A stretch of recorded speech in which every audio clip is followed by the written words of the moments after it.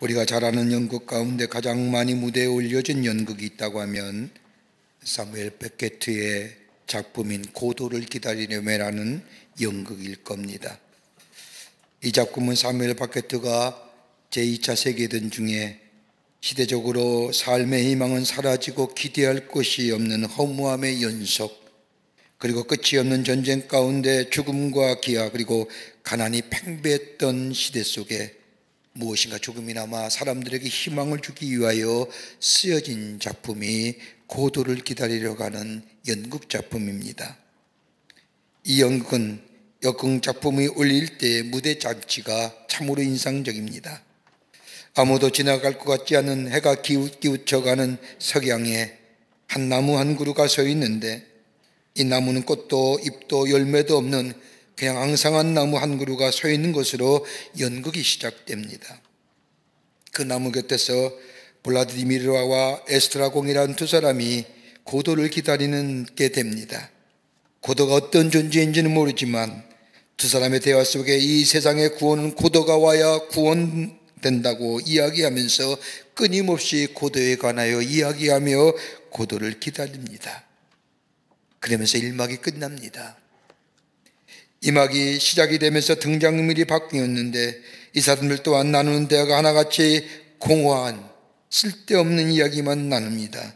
그러면서 결론은 고도는 오지 않는다고 말하면서 그러나 내일은 올 것이라고 말하며 연극이 끝을 맺습니다. 뭘 말하고자 하는 걸까요? 우리의 인생은 어떻게 보면 끊임없이 기다리며 살아가는 인생이라 할 것입니다. 내 인생 속에 무엇인가 새로운 것이 오겠지 하며 기다립니다. 이런 기다림 속에 우리는 살고 있지만 그 기다림에 걸맞는 말이나 행동은 우리의 기다림에게는 그리 큰 도움이 되지 못하는 것을 보게 됩니다. 그럼에도 불구하고 우리는 오늘도 무엇인가를 기대하며 기다리며 살아갑니다. 오늘 우리가 함께 읽은 본문의 말씀은 이 땅을 구원하시기 위해서 오시는 메시아의 탄생 속에 나이 많은 두 노인들을 등장하며 오늘의 말씀이 시작이 됩니다. 성경 말씀이 우연히 우리에게 주어진 말씀이 아니라고 한다면, 그 성경 말씀 속에는 하나님의 뜻과 계획이 담겨진 말씀이라고 한다면 인류를 구원을 위해서 오시는 메시아를 말하면서 왜 두 여인의 이야기를 쓰고 하나님의 말씀이 여기에 적혀진 이유가 어디 있을까요? 가만히 생각해보면 오늘 본문에 나오는 두 노인이야말로 메시아를 바르게 맞이한 사람이란 증거일 수도 있고, 그의 삶이 어떠했는지가를 보여주면서 우리에게 예수 맞이하는 자의 삶의 모습이 어떤가를 가르쳐주기 위한 하나님의 경륜, 하나님의 뜻이라 할 수 있을 겁니다. 어떤 사람이 우리 가운데 오시는 메시아님을 기쁘게 맞이할 수 있을까요? 우리가 매년마다 맞이하는 성탄절인데, 이번 성탄절에 어떤 모습으로, 어떤 삶의 자세로, 신앙의 자세로 예수 그리스도를 맞이하여 정말로 예수님이 주시는 참된 기쁨과 감사와 감격이 넘쳐나는 인생의 삶으로 살아갈 수 있을까요? 오늘 본문의 말씀, 이 한 노인의 신앙의 고백을 통하여 함께 말씀을 나누며 우리 가운데 오시는 예수님을 기다리며 오실 때에 기쁘게 맞이하여 참된 자유와 기쁨과 평강을 누리는 복된 여러분과 저와 되시기를 먼저 주의 이름으로 축원합니다. 첫째는 하나님의 위로를 기다리며 살았던 사람이 메시아를 맞이합니다. 오늘 본문의 말씀에 나오는 시몬이라는 사람은 오랫동안 수많은 것을 기다렸을 겁니다. 여러분, 나이가 드신 분들 가만히 보십시오. 우리의 인생을 어떻게 말할 수 있을까? 정의한다고 한다면 아마 우리의 인생이란 수없이 많은 기다림 속에 산다는 것으로 정의할 수 있을 겁니다. 자라면서는 내 미래가 어떻게 될 것인가? 결혼 정년이가 되면 내 배우자는 누구일까? 내 배우자 사이에 태어난 아이는 어떤 아이일까? 나는 어디서 어떻게 일할까? 나의 노년은 어떻게 모습으로 끝날 수 있을까? 하나도 안다면 나의 마지막 장래의 모습은 어떤 모습으로 기대할 수 있을까? 기다림의 인생이 우리의 인생이라고 할 수 있을 겁니다. 오늘 본문에 나오는 시므온 또한 인생의 기다림 속에 살았던 사람입니다. 끊임없이 인생의 기다림 속에서 살아온 시므온이 깨달은 것이 있다고 한다면 내가 정작 기다리는 것은 오지 않았다는 겁니다. 혹 내게 왔다고 할지라도 그것은 내게 오래 머물리지 않았다는 것, 오히려 내가 기다렸던 것, 그것은 나에게 왔지만 오히려 나에게 더 큰 슬픔과 아픔과 절망이라는 것을 남기고 지나갔음을 시므온은 자신의 인생의 여정을 살면서 수없이 경험했습니다. 여러분, 구약 성서의 마지막 말씀인 말라기야, 신약의 첫 번째 시작하는 마태복음, 성경에는 하나의 직선상으로 연결되어 있는 것 같지만 시간상으로는 약 400년의 차이가 납니다. 400년 사이에 이스라엘은 겪지 말아야 할 엄청난 일들과 비극의 사건들을 많이 겪습니다. 마카비의 반란이나 하나님의 성전에 모욕당한 엄청난 수치와 시간을 보내기도 합니다. 그보다 더 참담한 것은 저 갈릴리 지역의 로마에 대항하여 반란이 일어났는데 그 반란에 주동했던 사람들, 자신의 동료요, 자신의 친척이요, 자신의 친구들을 다 잡아가지고 못 박아 죽는 엄청난 일을 당합니다.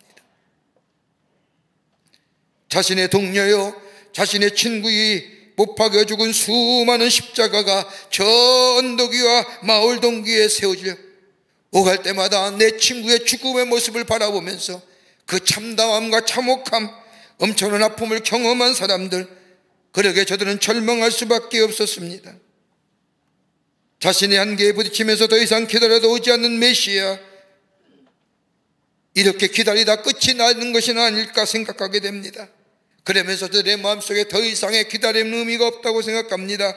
우리가에게 메시아가 오지 않는다고 한다면 왜 온다고 하신 메시아가 이 더디와 왜 우리의 수많은 친구들이 저렇게 십자가에 못 박아 죽어가야 하는지, 수많은 세월 동안 겪었던 아픔들, 처절하고 그리고 연약해 주저앉고 모욕당하며 무신앙했던 저들의 삶의 모습에 메시아가 온다는 기대감 사라지고 오히려 절망과 그리고 좌절의 깊은 나락에 떨어져 허우적거리는 이스라엘 백성 가운데 이 시므온은 그 메시아의 기다림을 포기하지 않았다는 거예요. 그는 말하기를 포기와 절망이 낙심이 있었기에 정말 내가 기다려야 할 것이 무엇인가를 붙잡았던 사람, 내가 인생의 여정 가운데 내가 그렇게 바라고 원했던 것들, 기대했던 것이 내 삶 속에 이루어졌지만은 정작 그것이 나에게 참된 기쁨과 참된 만족 주기보다는 그것이 신앙을 위해 내 삶 속에 절망과 좌절의 아픈 상처를 남겼던 그것들을 바라보면서 그것은 참된 소망이 아니라고 깨달으며 내가 정말로 기다려야 할 것이 무엇인가를 알았던 이 시므온, 그래서 분명히 붙잡았던 사람이 바로 시므온입니다. 절망과 좌절에서 모든 것을 포기한 것이 아니라 절망하고 좌절했기에 내가 붙잡아야 될 것이 무엇인가를 분명히 알았던 시므온. 그러기에 오늘 성경 말씀에 보면 이 시므온은 예루살렘 거리에 나가 사람들에게 절망과 좌절 속에 있는 저들에게 희망을 이야기하며 주의 약속을 전할 수 있는 사람이 되었던 것을 보게 됩니다. 그러게 누가복음 2장 25절의 말씀을 보면 예루살렘의 시므온이라는 사람이 있으니 이 사람은 의롭고 경건하며 이스라엘의 위로를 기다리는 자라. 여기서 기다린다고 하는 말은 프로스테 코메노스라고 하는 말인데 그냥 기다리는 것이 아닙니다. 막연하게 기다리는 것도 아닙니다. 내가 원하는 일, 반드시 내 삶 가운데 일어날 것을 기대하고 사모하며 주의하여 자세히 살핀다는 의미로서의 기다림입니다. 이 안에는 이 세상에 진짜로 기다릴 것이 없다, 그러나 내가 진정 기다릴 것이 있다고 한다면 하나님의 약속하신 메시아만이 내가 기다릴 수 있는 유일한 분이요, 그분이 내 삶 가운데 오게 될 때에 나의 삶의 문제가 해결될 수 있다고 하는 그 믿음 안에서 그 확신을 가지고 기다린다는 겁니다. 여러분, 인간의 현실을 바라보면서 더 이상 희망이 없다고 느낄 때에 느끼는 감정은 스스로 포기합니다. 윌리엄 메이어라고 하는 박사가 6.25 사변 후에 북강물에 포로되었던 1,000명의 미군 상대로 상담하였다고 합니다. 그가 상담한 경험을 기록한 노트를 보면 이런 이야기가 적혀져 있답니다. 강철이나 콘크리트 벽은 없지만 정신적인 독방에 갇혀 완전히 고립된 상태들이었다. 포도들 사이에 극단적인 절망이 자포자기병에 걸리게 만들었고 이 병에 걸린 포로들은 담요를 뒤집어 쓰고 저 막사 구석에 홀로 쪼그려 앉아 있다가 이틀도 못 되어 죽어갔더라. 그러면서 이 윌리엄 메이어 박사는 이 병의 이름을 미라스무스 병이라, 자포자기의 병이라고 부릅니다. 여러분, 스스로 포기하는 자포자기는 저항의식과 인내심을 잃게 만듭니다. 이 자포자기, 이 미라스무스 병으로 죽어간 미군 병사는 당시에 포로 가운데 38%가 이 병으로 죽어갔다고 합니다. 왜요? 여러분, 인간은 적어도 삶의 의욕이 있으려면 적어도 세 가지의 것들이 충족이 돼야 됩니다. 하나는 신뢰가 있어야 되고, 또 하나는 존중받는 마음이 있어야 되고, 세 번째는 용기가 있어야 되는데, 미군의 포로 잡은 이 북한군은 미군 사이에 저들의 희망과 꿈을 가지고 일어설 수 있는 이 신뢰하는 마음, 존중이 여기는 마음, 용기 있는 가질 수 있는 것들을 저들의 삶 속에서 하나씩 하나씩 빼어갔다는 겁니다.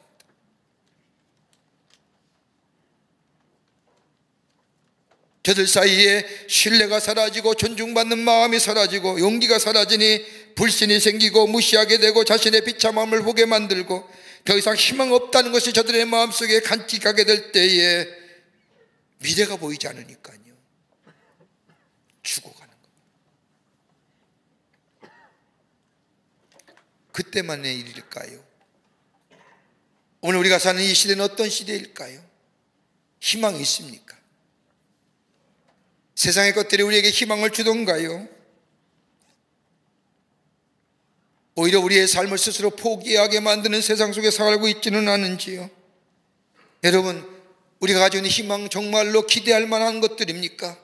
우리에게 참된 위로와 평강과 참된 기쁨을 줄 만한 것들입니까?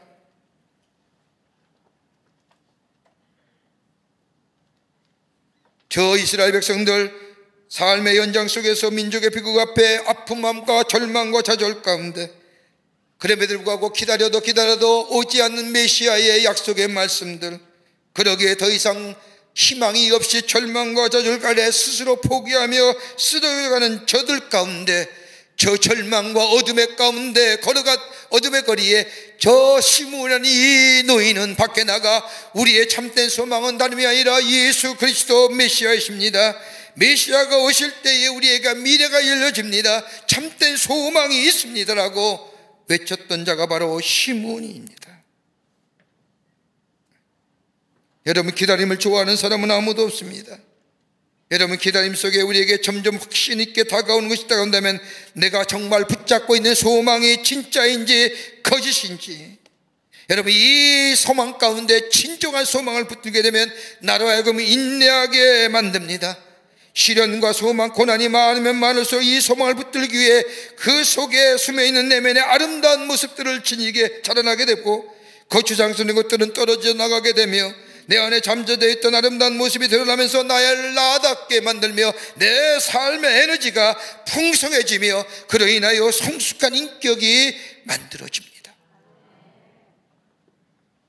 여러분이 지고 있는 소망이 참된 소망입니까? 잡초 가운데 매길이란 잡초가 있습니다. 이 잡초는 1m밖에 자라지 못하는 풀떼기입니다. 그런데 이 풀은 어떤 지형이 어떤 기후에서도 살아남는 잡초입니다. 어떻게 이런 끈질긴 생명의 역사가 생명력을 지녔는가 궁금해서 이 잡초를 캐서 뿌리를 찾아보니 뿌리가 연결해 보니 무려 500m가 넘는 뿌리가 됐다는 거예요. 1m밖에 안 되는 잡초가 뿌리가 500m가 넘어. 땅에 가물면 가물수록 포기하지 않고 물을 찾아 뿌리를 내려 생존하는 잡초이기에 살아남은 것. 여러분, 우리의 삶이 어려우면 올수록 우리가 포기하고 좌절할 것이 아니라 우리의 믿음의 뿌리를 내려서 하나님의 약속 말씀 위에 우리의 삶의 뿌리를 내려 그 약속의 말씀을 붙잡고 살아가는 그 믿음, 포기하고 좌절하며 살아가는 삶이 아니라 헛된 것을 바라보며 사는 것이 아니라 이런 우리 가운데 이 척박한 땅 가운데 뿌리에 뿌리를 내리며 하나님의 약속의 말씀을 굳게 믿고 그 말씀에 굳게 붙어서 소망을 소망하며 약속을 바라보고 살아가는 삶 가운데 우리 나도 모르는 사이에 성숙한 인격의 소유자가 될 뿐만 아니라 우리의 신앙의 아름다움이 오늘 진정한 희망의 노래가 우리 안에 울려 퍼지는 놀라운 역사,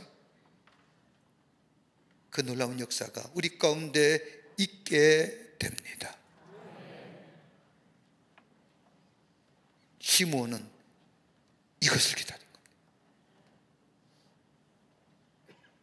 둘째로 성령과 동행하는 삶입니다. 다시 오실 주님을 기다린 사람은 성령과 동행하는 삶을 살아갑니다. 오늘 누가복음 2장 25절 후반부의 말씀을 보면 시므온이 성령이 그 위에 계시더라고 말씀합니다. 그리고 2장 26절의 말씀을 보면 그가 주의 그리스도를 보기 전에는 죽지 아니하리라고 하는 성령의 지시를 받았더니, 여러분 짧은 말씀이지만 시므온에 관련하여 이야기할 때 성령이 3번이나 나옵니다. 성령의 사람이었다는 겁니다. 성령을 동행하며 성령의 인도함 받아 성령이 가르쳐 주시고 알게 하시며 깨닫게 하시는, 즉 성령과 동행했던 사람이 시므온입니다. 여러분, 성령과 함께 동행하는 사람에게는 많은 귀한 역사가 일어나지만 단 하나 특징적인 요소 가운데 하나를 찾는다고 한다면 다름이 아니라 영적인 것을 보게 합니다. 여러분, 사람이 세상을 볼 때에 보통 사람은 현실적이며 드러나는 현상적인 것을 보라봅니다. 여러분, 다분히 드러나는 현상과 현실적인 것은 뭘까요? 물질입니다. 물질적인 것을 보고 판단하며 결정하는 사람, 성경은 뭐라고 해요? 육체의 사람이라고. 그러나 하나님의 거룩한 영이 내 안에 거하시면 육체와 물질의 것을 넘어서서, 즉 현상인 것을 넘어서서 그 넘변에 있는 영적인 것들을 바라보게 합니다. 본질의 것을 바라보게 하며 더 나아가 영원한 것들을 바라보게 합니다. 육신의 눈으로 바라볼 수 없는 것을 보게 하시며 현실에 넘어서 있는 하나님의 약속을 보게 만들어 준다는 겁니다. 시므온이라는 사람, 자신의 꿈과 욕망을 이루기 위해서, 아니 인간적인 욕심을 위해서 채우기 위해서 하나님의 메시아의 대망을 기다린 거 아닙니다. 지금 이스라엘이 당하고 있는 정치적이며 경제적인 압박의 서러움을 바라보면서 메시아가 올 때에 이 정치와 경제의 사회 문제가 해결될 것을 기대하며 메시아를 기다린 것 아닙니다. 현상적인 것, 눈에 드러나는 것, 물질적인 것을 바라보며 메시아의 오심을 기다리는 것이 아니라 저 이스라엘 백성 가운데 자리 잡고 있는 저 현상을 넘어서 있는, 저 이스라엘 백성 가운데 자리 잡고 있는 죄의 문제, 이 문제가 해결되어야 된다고 하는, 이것이 해결될 때 참된 자유가 있게 된다고 하는 것, 드러나는 우리의 육체와 우리의 삶과 사회적이고 경제적인 정치적인 자유보다 그보다 앞선 것이 있다고 한다면 내 마음과 내 삶을 부자유하게 만드는 이 죄로 인하여 얽매임과 부자연스러움에 자유로워집니다. 누가 와요? 예수가 와야 할 때에, 예수가 이 땅에 오실 때에 우리 안에 참된 자유를 누릴 수 있다는 것을 보았기에, 알았기에 시므온은 예수 그리스도의 오심을 갈망하며 기대했다는 겁니다. 그러기에 누가복음 4장 18절과 19절의 말씀을 보면 주의 성령이 내게 임하셨으니 이는 가난한 자에게 복음을 전하게 하시려고 내게 기름을 부으시고 나를 보내사 포로된 자에게 자유를, 눈먼 자에게 다시 보게 함을 전파하며 눌린 자를 자유롭게 하고 주의 은혜를 전파하게 하려 하심이라 하였더라. 주의 오심의 역사입니다. 예수님이 이 땅에 오셔서 하실 일들입니다.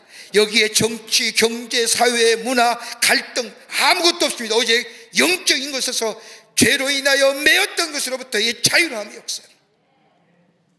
시므온은 현상 근더모에 있는 것을, 여러분, 성령에 동행하는 사람은 보통 보지 못하는 것을 봅니다. 오늘 본문의 말씀들 보십시오.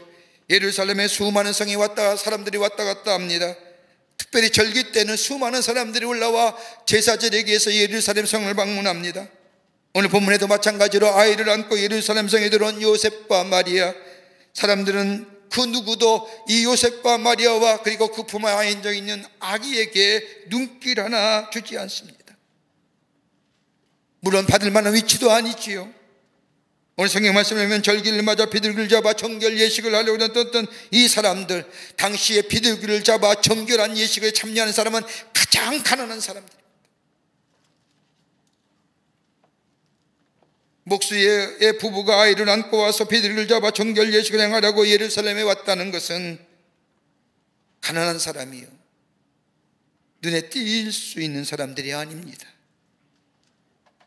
이 부부가 안고 있는 아이가 메시아인 줄 알 사람은 아무도 없습니다. 우리가 보는 송아처럼 부부가 아이를 안고 있는데 아이 머리 뒤에 광채가 나는 동그란 것도 있는 것도 아닙니다. 평범한 부부의 품에 안겨있던 이 아이, 이 메시아. 그런데 시므온은 평범한 부부 품에 안겨있는 아이를 붙잡고 이렇게 얘기합니다. 이는 만민 앞에 예비하신 것이라. 이방에 비추는 빛이요 주의 백성 이스라엘의 영광입니다 라고 얘기합니다. 누구도 눈길 주지 않는데, 누구도 알아보지 않는데 오직 시므온만이 그 아기를 붙잡고 이 아이야말로 만민 앞에 예비하신 자요 이방의 빛이요 이스라엘의 영광입니다라고 외쳤던 것. 왜요? 성령이 그에게 감동하시고 임하셨기에 가능했다. 사무엘상 22장의 말씀을 보면 다윗은 사울왕의 추적을 피하여 아둘람 굴에 숨어 들어갑니다. 들어가 보니 거기에 400명의 군사들이 모여 있는 겁니다. 여러분, 광야의 아둔둘굴, 아둘람굴, 거기에 400명의 사람들, 뭐라고 얘기할 수 있을까요? 삶의 자리가 어둠이에요. 어두운 동굴에 모여든 사람이란 굳이 설명하지 않아도 그들이 어떤 사람인가 알 수 있습니다. 원통함과 원한으로 가득 찬 사람들, 사회에서 소외당한 사람들, 고독한 사람들, 쫓겨난 사람들, 그러게 저들 가운데는 희망이라는 것을 전혀 찾아볼 수 없는 사람들. 그런데 성경 말씀을 보십시오. 저들이 가지고 있는 삶의 환경들, 저들은 그것을 바라본 것이 아니라, 보여지는 어둠과 절망을 바라본 것이 아니라 어둠과 절망에 넘어있는 하나님의 비전과 꿈을 바라봅니다.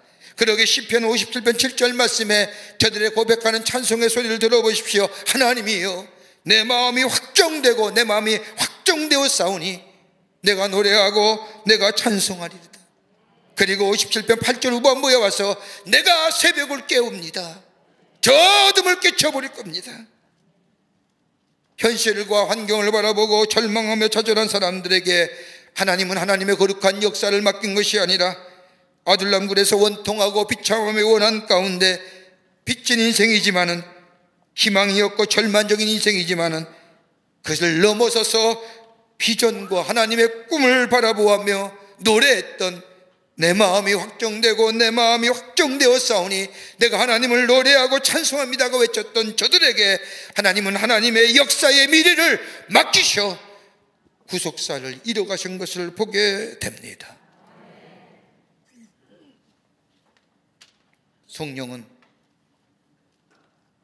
성령의 사람은 꿈꾸는 사람들입니다. 하나님의 영이 내 안에 계시면 꿈꿉니다. 그러게 사도행전 2장 17절의 말씀을 보면 하나님이 가라사 내 말세에 내가 내 영으로 모든 육체를 부어주리니 너희 자녀들은 예언할 것이요 너희 젊은이들은 환상을 볼 것이요 너희 늙은이들은 꿈을 꾸리라. 성령의 안에 거하는 사람, 하나님의 거룩한 영에 인도함 받는 사람은 모든 자에게 꿈꾸게 하시고 비전 갖게 하시고 현상을 보며 절망하며 좌절하는 것이 아니라 현상 너머에 있는 하나님의 비전, 하나님의 꿈을 인하여 저들을 통하여 하나님의 거룩한 역사를 이루어가게 하심을 보게 됩니다. 그러게 시므온, 누구도 보지 못했지만 그 아이를 붙잡고 이 아이야말로 열망의 빛이요 주의 구원이여 노래할 수 있는, 성령 안에 거할 때에 메시아의 기쁨, 메시아의 만남의 역사, 그로 인하여 참된 자유와 빛의 역사, 축복의 역사를 경험하게 되는 줄 믿습니다. 끝으로 거룩함과 의로움으로 준비해야 됩니다. 예수 메시아를 기다리는 마음이 있다면 이에 따르는 행동이 있어야 됩니다. 오늘 본문 2장 25절의 말씀을 보면 예루살렘에 시므온이라는 사람이 있으니 이 사람은 의롭고 경건하여 이스라엘의 위로를 기다리는 자라 성령이 그 위에 계시더라고 얘기합니다. 여기에 뭐라고요? 시므온을 정의할 때 딱 두 단어, 의롭고 경건한 사람. 여러분, 기다린다는 것은 거기에 걸맞는 준비와 더불어 행동이 있어야 됩니다. 시몬은 주의 오심을 기다리며 그냥 그렇게 산 것이 아니라 의롭게 경건한 삶으로 살아 준비했다는 겁니다. 여러분, 내일을 기다리는 자에 마땅한 준비가 있어야 됩니다. 좋은 날을 기다리면서 준비 안 한 것은 아무것도 없고 그 날을 맞이한다는 것은 어리석은 일입니다. 예수님의 비유 가운데 열처녀의 비유가 있지 않습니까? 신랑을 기다리는데 10명의 처녀 가운데 신랑을 기다린다면 신랑을 맞이할 준비가 있어야 하는데 준비한 처녀는 지혜로운 처녀요, 준비하지 못한 자는 어리석은 처녀라고 얘기하신 것처럼 메시아의 오심을 기다린다고 한다면 기다림에 합당한 행동을 해야 되는데 시므온은 다른 곳으로 기다림을 준비한 것이 아니라 의로움과 더불어 거룩함으로 준비했다. 여러분, 의로움이 어디서 나올까요? 여러분, 의롭고 경건한 삶이 어떤 삶입니까? 다름이 아니라 하나님과의 관계를 우선순위로 삼고 사는 사람에게 의로움과 더불어 경건함이 있어집니다. 여러분, 가만 보십시오. 내 삶에 영향을 주고 내 삶에 복되게 하는 것 같다고 생각하는 그 존재를 향하여 우리의 삶은 여러분 우선순위 부여하지 않습니까? 여기 오신 분이 다 예수 믿는 사람이기 때문에 우리의 삶의 우선순위는 하나님이라고 생각할지 모르지만 예수 믿지 않는 사람은 내 삶을 살게 하고 내 삶을 존재케 하는 것이 뭐예요? 물질이에요. 그러니까 물질이 내 삶의 우선순위가 되는 거예요. 물질 따라가잖아.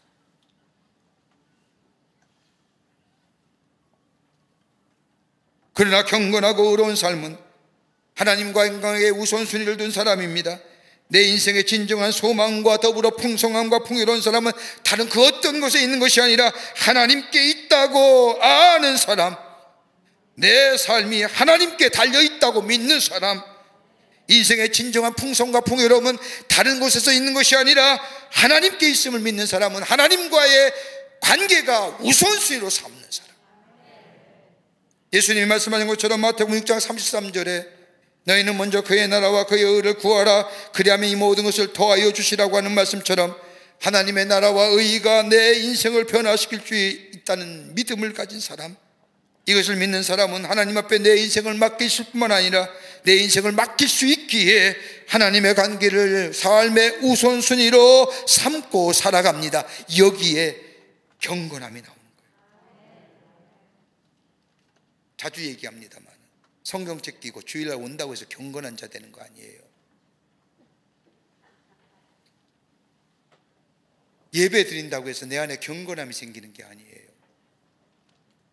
자리를 자리한다고 해서 되는 게 아니라 내 삶의 자리에서 하나님이 나의 삶의 주인 되시고 하나님이 나의 모든 것의 주인 되시고 땅의 것이 나에게 삶을 복되게 하고 행복한 것이 아니라 행복하게 하는 것이 아니라 하나님이 나의 삶을 복되게 하고 행복하게 하심, 그것을 믿는 사람, 그러기에 내 삶의 우선순위는 저 땅의 것이 아니라 하나님과의 관계가 우선순위라고 생각하는 사람에게 경건함이 생깁니다.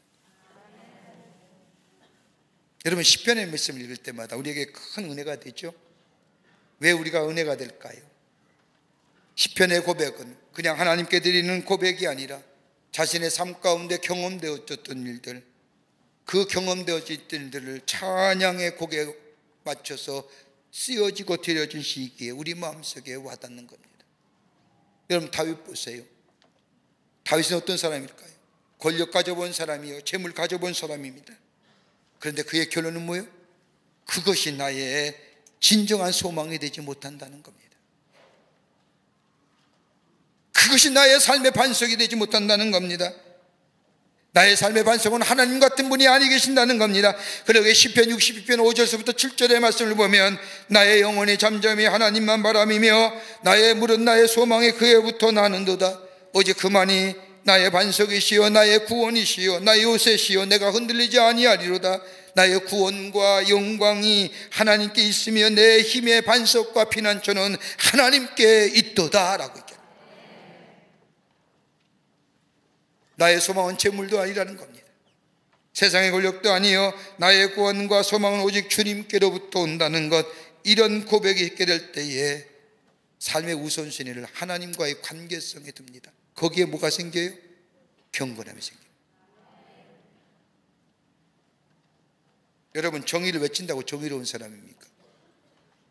의를 주장한다고 해서 의로운 사람 되는 겁니까? 여러분, 진짜 의로운 사람은 겸손한 사람입니다. 겸손한 사람은 하나님은 하나님의 자리에 계시려 할 뿐, 나는 나의 자리를 지킬 줄 아는 사람이 겸손한 사람입니다.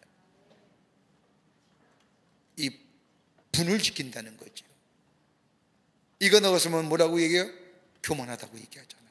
교만은 뭐예요? 넘어집니다. 모든 것이 하나님의 장중에 있음을 고백하는 사람, 내 소유도 하나님의 것입니다. 내 지혜와 내 지식과 내 건강 또한 하나님의 것입니다. 이렇게 모든 것이 다 하나님이 내게 주셨다고 고백할 때에 겸손해지고, 그 겸손함 속에 의로움이 있어지게 되고, 이 의로움과 거룩함이 내 안에 있게 될 때에 메시아의 오심을 기대하며 준비하며 그 거룩함과 의로움 가운데 있게 될 때에 주님 찾아오시어 위로해 주시고 치유해 주시고 회복의 역사를 통하여 온전한 자유의 기쁨을, 화평의 기쁨을 허락하여 주십니다. 독일의 바실레아 슈링가셀은 메테르 하우스라고 하는 작은 수도원이 있습니다. 그 수도원을 만드는 이 슈링크의 책 가운데 사랑의 승리라고 하는 책을 보면 한 자그마한 이야기 하나가 나옵니다. 중국의 공산당 혁명으로 인하여 많은 핍박이 있을 때에 한 교회 장로님이 끌려 들어가 예수 믿는다는 이유 때문에 수없이 맞고 피투성이가 됩니다. 이유는 하나입니다. 다른 거 없습니다. 예수 믿는다는 것 때문에. 그러면서 예수를 부인하고 전도 사업을 중단하면 살려주겠다고 회유하지만 이 장로님은 그 회유를 거절하며 그때마다 매를 맞아 죽을 지경까지 이르게 됩니다. 믿음을 지키느라고 엄청난을 맺고 온몸이 피투성이가 되었는데 어찌된 일인지 어느 날 영문도 모르게 석방된 겁니다. 교회에 돌아왔습니다. 교회에 돌아오자 모든 교인이 나와서 영접하며 반가워하며 상처와 더불어 피투성이가 된 몸을 닦아주고 씻어주는데, 놀랍게도 그렇게 죽을 지경에 맞았는데도 상처가 없는 겁니다. 피로 얼룩진 것을 닦아보니 피부가 하얗처럼 깨끗한 겁니다. 성도들은 놀랐습니다. 장로님께 대묻습니다. 장로님 어찌 된 일입니까? 라고 이야기하자 이 장로님이 대답하기를 자기가 매를 맞을 때마다 스데반을 생각했다는 겁니다. 그러면서 스데반의 얼굴이 천사의 얼굴과 같다고 하지 않았습니까? 내가 맞을 때마다 계속 사에서 스데반의 스데반을 사모하다 보니까 나도 모르는 사이에 내 얼굴이 스데반의 얼굴처럼 변했다는 겁니다. 그래서 석방됐다는 겁니다. 왜요? 매 맞을 때마다 얼굴이 환해지며 신비로워지며, 그뿐 아니라 매를 맞고 감옥에 다시 들어갈 때마다 예수님이 나타나시어 그 상처난 자리를 보다듬어 주고 쓰다듬어 주시더라는 거예요.